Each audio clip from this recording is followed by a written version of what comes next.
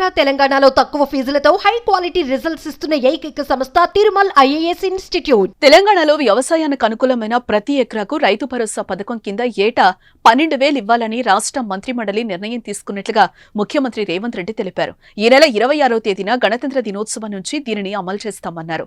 అదే రోజు నుంచి భూమి లేని వ్యవసాయ కూలీలకు ఇందిరమ్మ ఆత్మీయ భరోసా పథకం కింద 12,000 రూపాయలు సాయం అందిస్తామని వెల్లడించారు. రేషన్ కార్డులు లేని వారికి అదే రోజు నుంచి కొత్త కార్డులు ఇవ్వాలని నిర్ణయించినట్లుగా తెలిపారు. ప్రభుత్వ ఆదాయం పెంచడం, పేదలకు పంచడం తమ విధానమని స్పష్టం చేశారు. ఇక తెలంగాణ రాష్ట్ర రైతాంగానికి కొత్త సంవత్సరంలో మంచి జరగాలని, వ్యవసాయాన్ని పండగ చేయాలని ప్రభుత్వం పట్టుదలతో చేపట్టిన కార్యక్రమాల్లో భాగంగా రైతు భరోసాపై కీలక నిర్ణయం తీసుకున్నామని సీఎం అన్నారు. వీటికి సంబంధించి ఇప్పటి వరకు ప్రసార సాధనాలు ఊహాగానాలతో గందరగోళం సృష్టించాయని, వాటిని పటాపంచలు చేస్తూ సహచర మంత్రుల సూచనల మేరకు నిర్ణయం తీసుకుని రైతులకు శుభవార్త వినిపిస్తున్నామని సీఎం రేవంత్ రెడ్డి అన్నారు. వ్యవసాయ యోగ్యమైన భూములన్నింటికీ ఎలాంటి షరతులు లేకుండా ప్రతి ఎకరానికి రైతు భరోసా అందించేలా నిర్ణయం తీసుకున్నామన్నారు.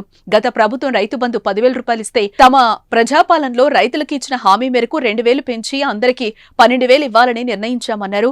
భూములున్న వారికి రైతు భరోసా వస్తుందని, తండాలు, గూడాల్లోని వ్యవసాయ రైతు కుటుంబాలకు భూమి లేకపోవడంతో వారిని ఆదుకునే దిశగా భూమి లేని వ్యవసాయ కూలీ కుటుంబాలకు ఏడాదికి 12,000 రూపాయల ఆర్థిక సాయం అందించాలని నిర్ణయం తీసుకున్నట్లుగా సీఎం తెలిపారు. ఈ పథకానికి ఇందిరమ్మ ఆత్మీయ భరోసా పథకంగా నామకరణం చేస్తున్నామన్నారు.